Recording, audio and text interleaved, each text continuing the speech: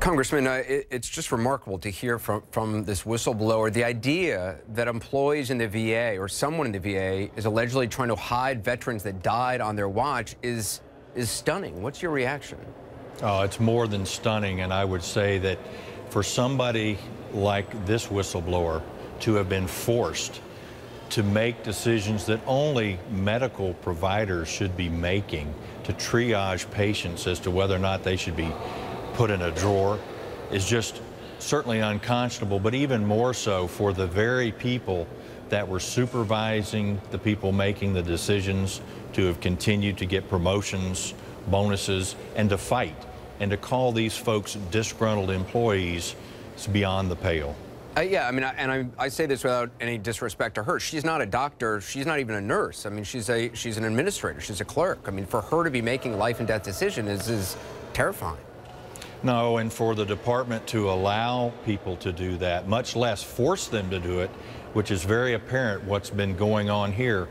And I have a very great suspicion that this is not just in Phoenix where they have forced scheduling clerks to do exactly what this lady has done. And there are protections for her.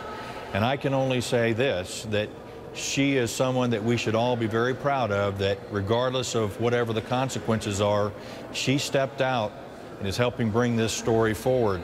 But as a whistleblower, she has protections at the federal level. This letter sent to President Obama today from the head of the agency that investigates whistleblower complaints, basically saying that the VA didn't listen to what the whistleblowers were telling them month after month. I mean, you think of the people that could have been given the care they desperately needed had the VA just listened to these people who were trying to tell them what was going on. Now, we have story after story that go all across this great country where whistleblowers were trying to tell their supervisors that things were not right.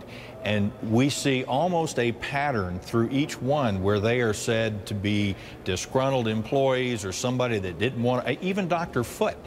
There was a concerted effort to try to discredit him up on Capitol Hill to say that he was a disgruntled doctor because he was being told he needed to work more. No, these are great Americans who are doing the right thing, and I wish everybody would take heed to what they've said. Yeah, I mean, the courage to come forward, risk your job, I mean, it takes tremendous strength to do that. Do you have faith that the VA now is taking care of these problems, that they're ready to make sure the veterans are getting the care that they deserve?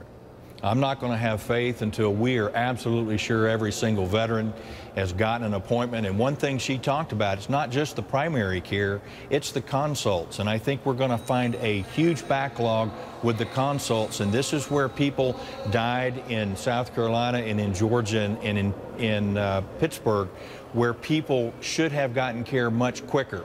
I will say this, that I know the acting secretary is out and he's making some very positive changes, but the bureaucracy is still so big. There has to be accountability, and people have to pay with their jobs, and in some instances there's criminal activity and they should go to jail. Congressman Miller, I appreciate your time tonight. Thank you. Thank you.